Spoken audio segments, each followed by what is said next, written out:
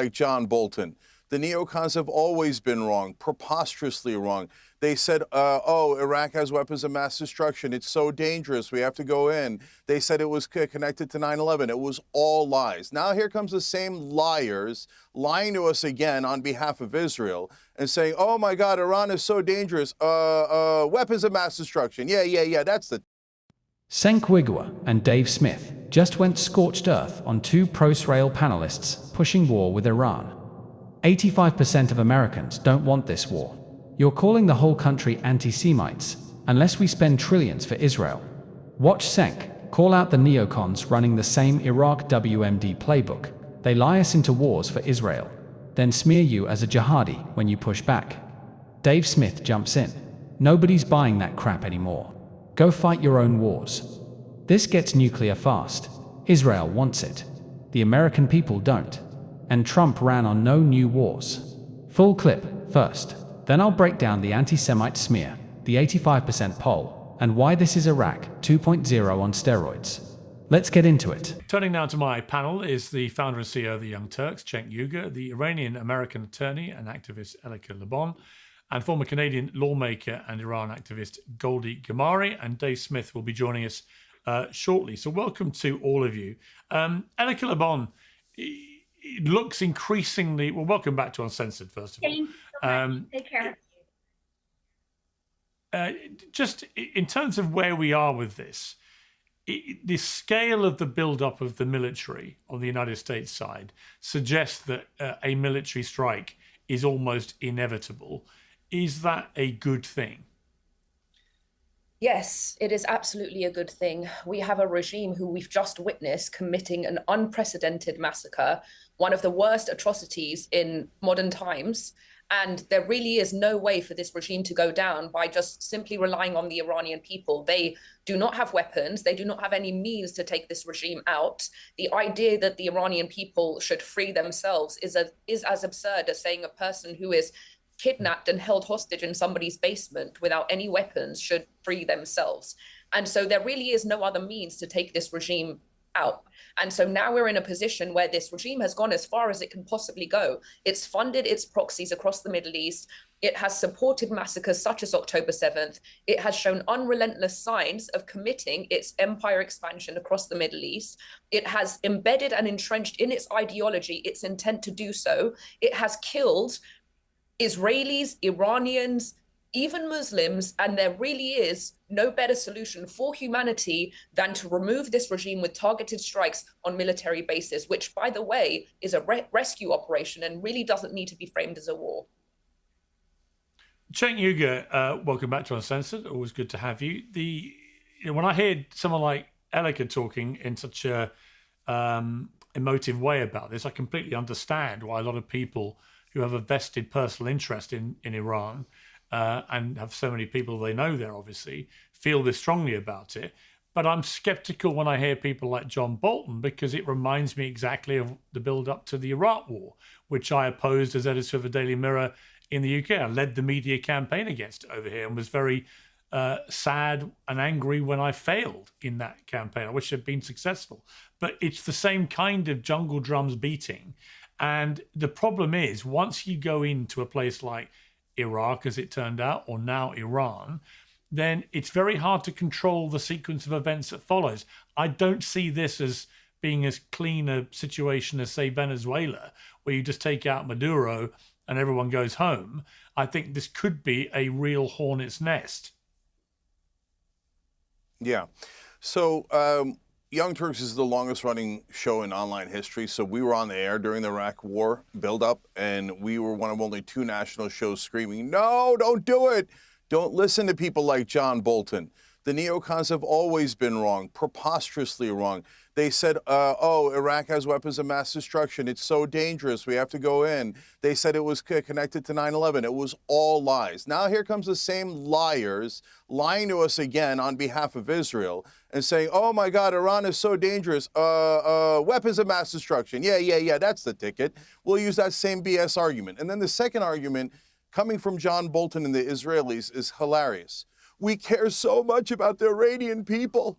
Those Muslim lives mean so much to Israel and to the neocons. That's why we have to bomb them and kill them. Get out of here. Nonsense. So, look, for the folks on here who are Iranian, there are plenty of Persians who say, yeah, we hate this current government. I don't blame them for that. I have great sympathy for them in that regard. But you could say, hey, the Iranian people would like this. Trust me, bro. Maybe. The Israelis can say, we demand another war in the Middle East on our behalf. Iran is 4 times the size of Iraq, and that one cost you a couple of $1 trillion, and hundreds of thousands of people lost their lives. But we demand that America listen to our orders again, and that's exactly what they're doing. Or we can listen to the American people. How is this a difficult choice? You cited a poll where 70% of Americans said we don't want this. There's another poll out that says 85%. So if we were having a panel here that was representative of the American people, it would be at least 8 people saying, no, don't go in, it has nothing to do with us, and 2 people going, yeah, we need it for Iran, and 1 person for Iran, and 1 person going, we need it for Israel. So we don't need it at all. It's going to be an epic disaster if we get in.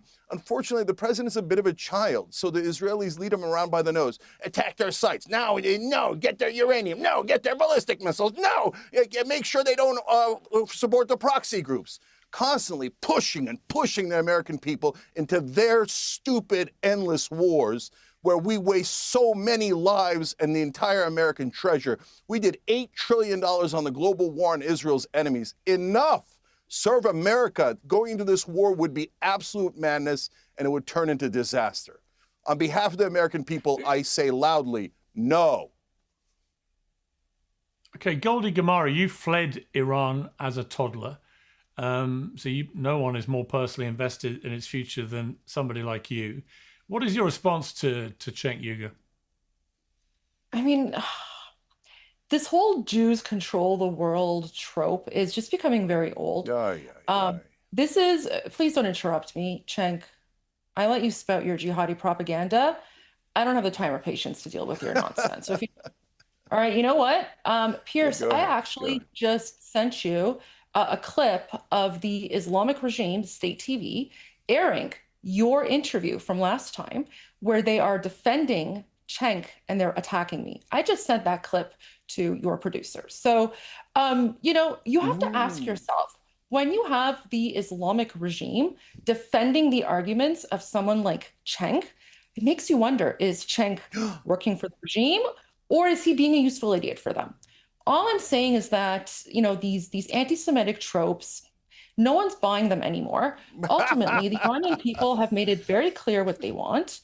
And as you can see, the fact that even I'm speaking is threatening Cenk so much that he feels the need to laugh and interrupt. But, I do not listen to the words, or I don't even want to legitimize the words of anyone who is being defended by the Islamic regime, because you don't go on the Islamic regime state TV unless you're basically sanctioned by Khamenei. So it's very strange to me that someone who claims that they're America first is being defended by the Islamic regime.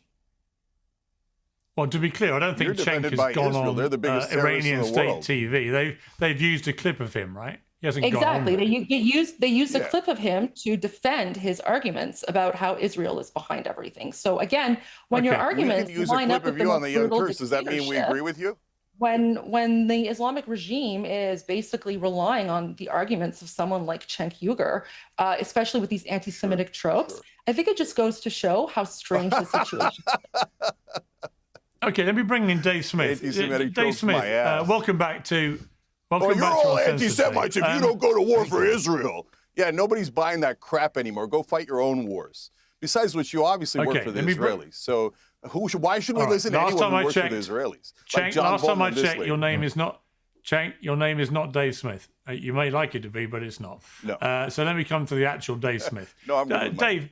I'm seeing a lot of this pushback actually from people on the Iranian side saying this whole debate gets quickly framed as this is what Israel wants to do in Iran, when actually there might be perfectly legitimate reasons why the United States, for its own defense and for its own geopolitical reasons, may want to dismantle this Iranian regime.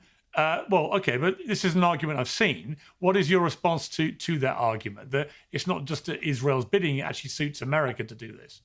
And indeed, I've seen people like Saudi Arabia and others saying, they've been reported as saying they're perfectly happy if the US wants to do this.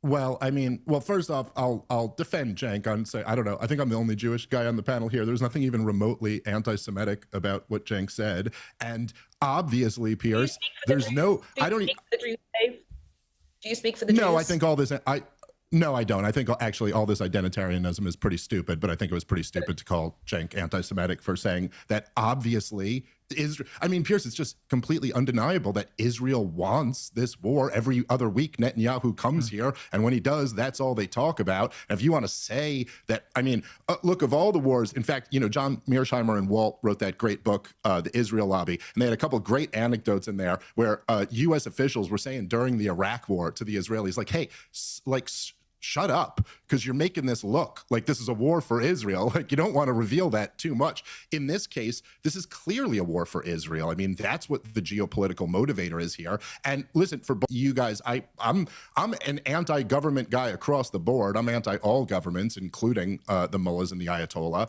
But if you're actually arguing that U.S. foreign policy moves based on humanitarian impulses, it's just too ridiculous.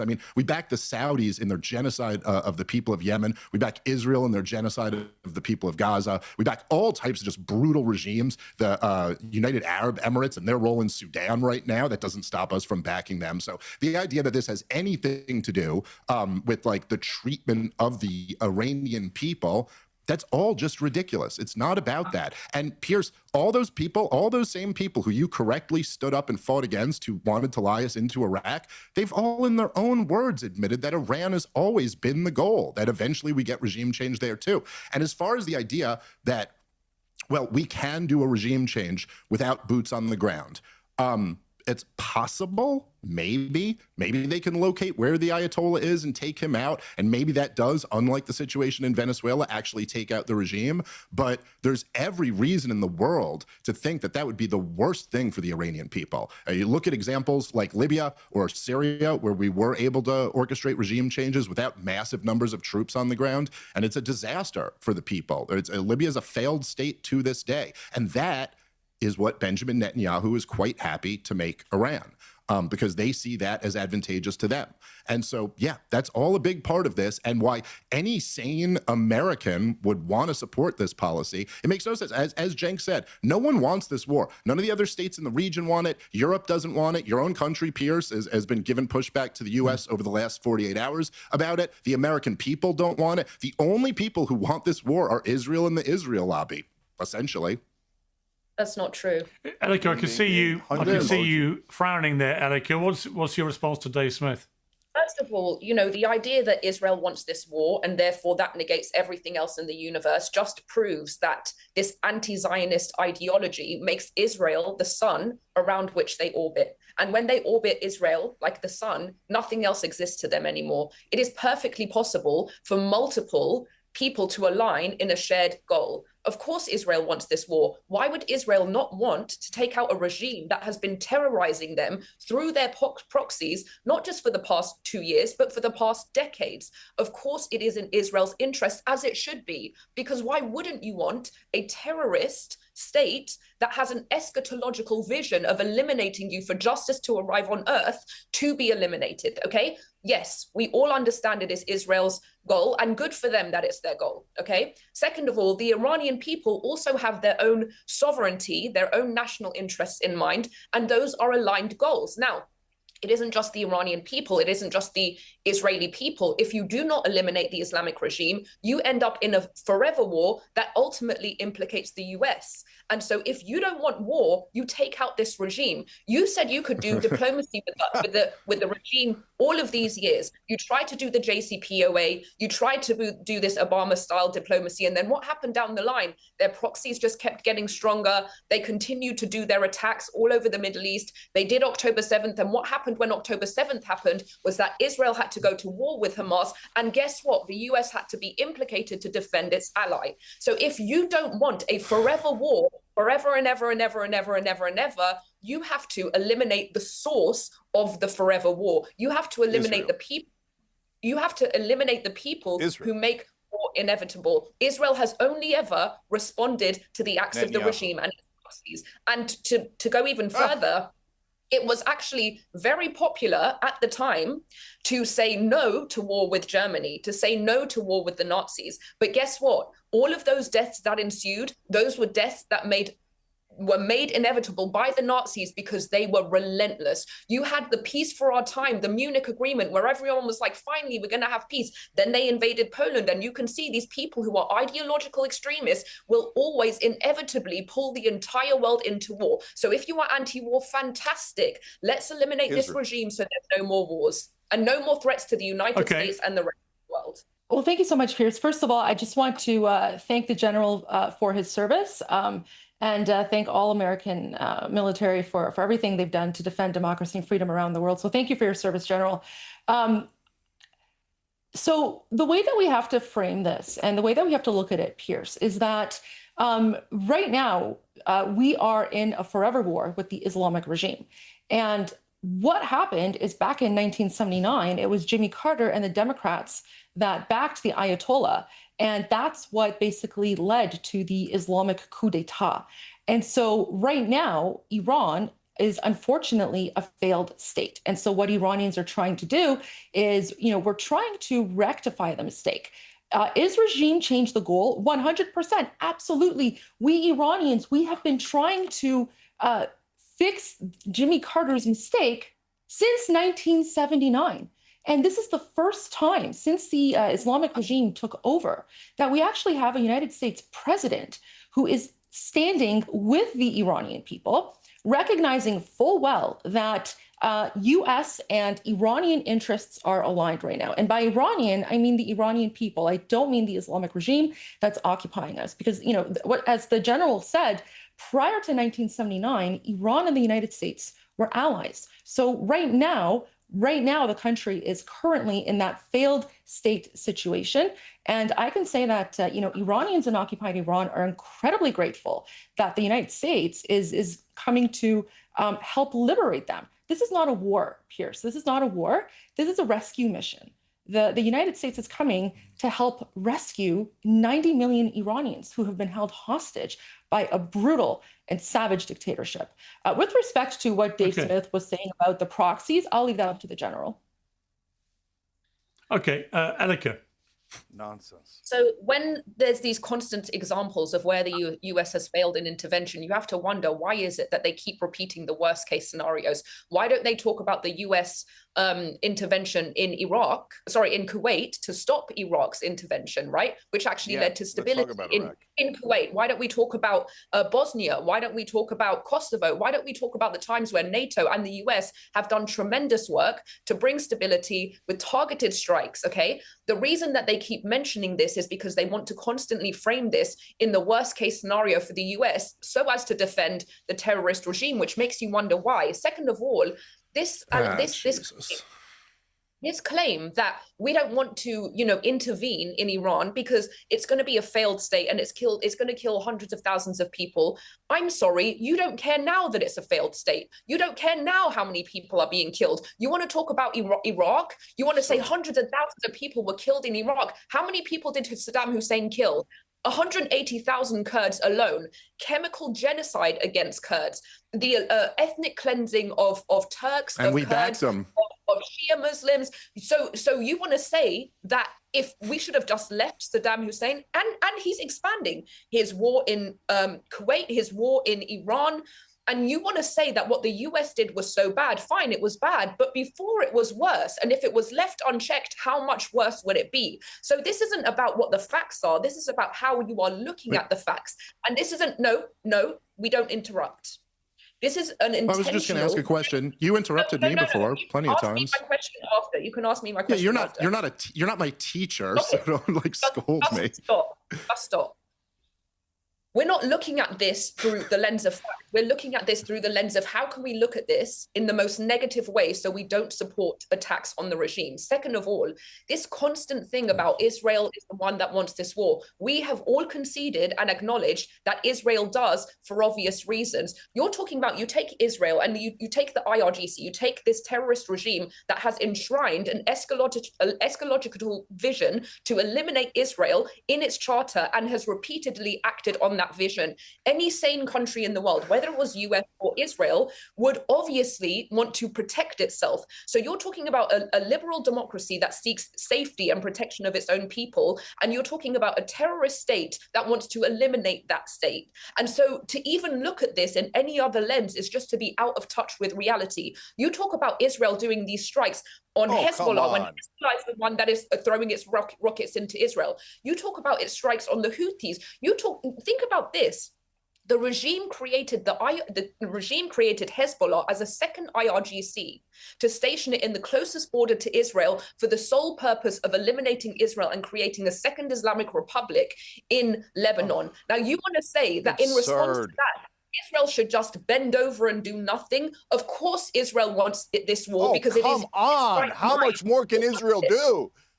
It is endless goddamn war because of Israel. Can I respond to this utter rubbish, this garbage Israeli propaganda? Anti-Semitism is a mind virus, and you've lost your mind. Okay, so just be quiet. Yeah. Anti-Semitism. Blah blah blah blah blah. We've heard that garbage over and over to shield Israel from criticism. We're not going to take it anymore. You call the whole country anti-Semites. You think Israel has called all of America anti-Semites. 85% of us don't want this war. And then you come in and go, you dirty anti-Semite Americans. You owe us more war. You owe us trillions of dollars. We are beloved Israel. We want endless wars. One question for you, Cenk. One question for you. What percentage of Germans were anti-Semites? What the hell does that have to do with this? The real fascists are Israel. Is that really a gotcha? You want to ask me what percentage of Israel are fascists? Unfortunately, the percentage is over 50%. You know what the point is, Cenk? The point is that it is a mind virus. Can I actually answer any of this garbage that they're putting out there? Can you stop interrupting her, please? You're very rude. You're very rude. Interrupting her. She's gone on for 10 minutes. How long do you think you went on? Okay. Let me, Cenk, I'll give you a brief right of reply there, and then I want to go to the general. So, guys, this is a total illusion. The country starting all the wars in the Middle East is Israel, not Iran. The ones that have the religious ideology of taking over the Middle East is Israel. They call it Greater Israel. It's a patch on their uniform. It's a map in their Knesset. They're trying, and their cabinet members say, we're going for Greater Israel. Greater Israel is most of the Middle East. The reason why knocking out their so-called nuclear program wasn't enough for these warmongers is because they want every country in the Middle East defenseless so Israel can attack and take more land. And have they actually attacked and taken more land? Yes, they currently have 53% of Gaza. They say they're never going to give back Golan Heights. They keep talking about how Israel should exist. Israel already exists, already has nukes, and is super dangerous with those nukes. They already have Iron Dome. They already have the greatest military in the Middle East. It's the Palestinians who don't exist because the Israelis won't allow them. The Israelis are doing a Greater Israel project, and our press won't talk about it, even though the Israelis talk about it nonstop. We've shown video after video on the Young Turks of how they're going for Greater Israel. And the idea that Iran is taking over their neighbors, they haven't taken over any neighbors. Israel keeps taking land while our press keeps lying to you and pretending that Israel's the victim when they are the aggressor, and they don't do it with their own money and they don't do it with their own troops. They force America to spend trillions of dollars and lose American soldiers for Israel. 85% of this country does not want it. When you hear this propaganda telling you, no, Israel wants it, and if Israel doesn't get what it wants, we're going to call all of you anti-Semites. All you Americans are anti-Semites unless you give Israel $330 billion, spend $8 trillion on the global war on terror, and we want another war and another war. And then they pretend Iran wants endless war. Israel is making us pay for their endless war. Don't listen to the liars. Stand up for the American people. You've made the not point. The Israeli people. I'm looking at this propaganda. Now she's talking about how the Iraq war was a great idea. You made your point, Cenk. And how we're going to be greeted as liberators. That's what they told us in Iraq. No, the Iranian people also do not want to be bombed. That is an Israeli lie. Okay, we're running out of time. I just want, you've actually reminded me, and I want to come to Dave Smith quickly for this, then go to the general. That Tucker Carlson interviewed the US ambassador to Israel, Mike Huckabee, this week. And Mike Huckabee said something that managed to get condemnation from pretty much every other country in the region, because he said this. This particular area that we're talking about now, Israel, is a land that God gave through Abraham to a people that he chose. It was a people, a place, and a purpose. We can look at it that way. Christian Zionism, I want to go back because that's where we started. I'm not going to let you off on this because you have said it 3 times that God gave this land to this people. What does that mean? Does Israel have the right to that land? Because you're appealing to Genesis. You're saying that's the original deed. It would be fine if they took it all. Take it all, Dave, was the US ambassador to Israel. Oh yeah, I'm so glad you played that clip. I'm about to do a whole show on breaking down that interview. I think one of the things that's so, I mean, aside from the fact that it's just like how insane and what a religious fundamentalist you have to be to believe that God gave Iraq to Netanyahu or something like that. But what's really wild about this, as I'm sure the general can back up, that since at least the 1970s, the official U.S. position has been that we support 67 borders and that we ultimately want a Palestinian state. The U.S. is officially, not that we're going to do anything about any of that, but we're officially against the settlement expansions in the West Bank. And here you have the U.S. ambassador to Israel. I mean, it sure seems like he's the Israeli ambassador, if you ask me, but his title is he's the U.S. ambassador to Israel, just saying because of his religious beliefs that he would be absolutely fine with Israel not just taking the West Bank and Gaza and the Golan Heights as they have since 1967, but evidently, Pierce, taking huge swaths of Iraq, Jordan, Lebanon. And for anybody who does not believe that God promised Iraq to Netanyahu, that is just insanity. And then you do notice on this panel how a lot of people beat up on the mullahs for being religious extremists, and like, I got no beef with you on that. It certainly is true that they are. But as Cenk was pointing out, the level of extreme religious fanaticism that drives policy, both U.S. policy toward Israel and Israeli policy at the top of their government, there really is something to behold. We're not as secular and as one might believe. And I just want to say, and then I'll shut up for the rest of the panel, but I do got to say, man, Pierce, as I know you've seen all the time, you know, this thing where like if we start arguing that we shouldn't have war in Iran, then the response that we get is like, oh, you must secretly love the Ayatollah or something like that. The only reason you're doing this is because you want to protect that regime. This is like the lowest IQ, most bad faith form of political argumentation. And, you know, people did say the same thing about people like you, Pierce, and evidently people like you, General Clark, which I was unaware of, who opposed the war in Iraq. You were protecting Saddam Hussein or spreading Saddam talking points. Over the last couple years, Pierce, isn't it amazing just on your show, I love Vladimir Putin, and I love Hamas, and I also love Iran, and I guess I love the Houthis, but actually I'm just like a Jewish libertarian from Brooklyn who doesn't want to see more people get killed and my country get bankrupted. That's really the truth of this. And for all of you guys, your response is always, excuse me, no interrupting little girl. And for all of you guys, listen, again, this is my... If you don't want my opinion, don't invite me on. Let me come to the General. General, before I come to you for the final word, because you deserve the final word. You talked more than me, General. After very I mean, Dave makes a very good point. I remember being called a Saddam apologist because I thought the illegal war in Iraq was an atrocity that should never have been waged. And I've similarly been called an anti-Semite because I think that the Israeli government went way too far in Gaza. All of these things are preposterous, and they're a deliberate attempt to stifle freedom of speech and genuine opinion. I think it's a great shame. I've known Cenk and Dave for quite a long time now. I've never heard a moment of anti-Semitism from either of them. And to say that that is what motivates them is a hatred of Jewish people is completely preposterous. Well, hang on, Elica. I've got to. We've run out of time. I just want to say that about Cenk, that's very disingenuous. No, it's not. He's not anti-Semitic. Nah, he has a big problem. He has a big problem with the Israeli government. Let's not get into it. Doing insults. Let General Clark talk. If somebody can look, okay, for another show, but Elica, if you want to go away and find me evidence of Cenk Uygur saying anything which indicates a hatred of Jewish people, that's fine. If you want to find me evidence where he says he hates Jewish people, you want to talk about an Israeli point of view?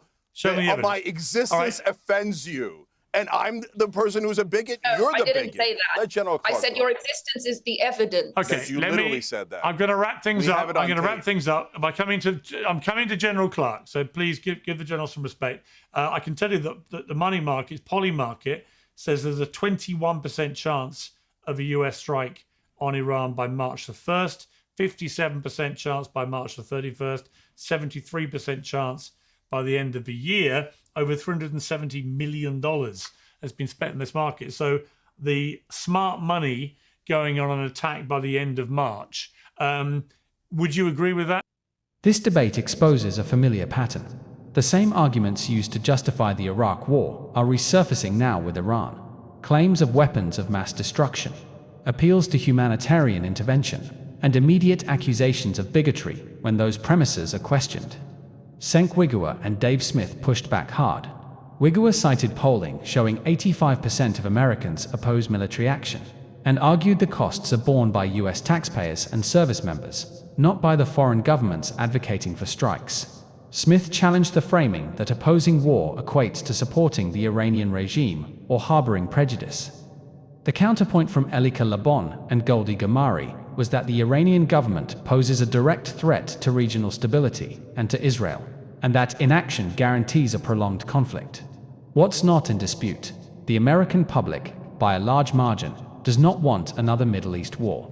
President Trump campaigned on avoiding new conflicts. US allies have expressed reservations. The push for military action is coming from a much narrower coalition. Iran is 4 times the size of Iraq. The Iraq War cost over $2 trillion and destabilized the region for decades. The question before policymakers and the public is whether the strategic and human costs of intervention outweigh the risks of restraint. Where do you stand on US involvement with Iran? Share your view in the comments. Subscribe to UK and EduS for clear, direct breakdowns of the debates shaping foreign policy. If you found this analysis useful, like the video and turn on notifications so you don't miss the next one. See you in the next clip.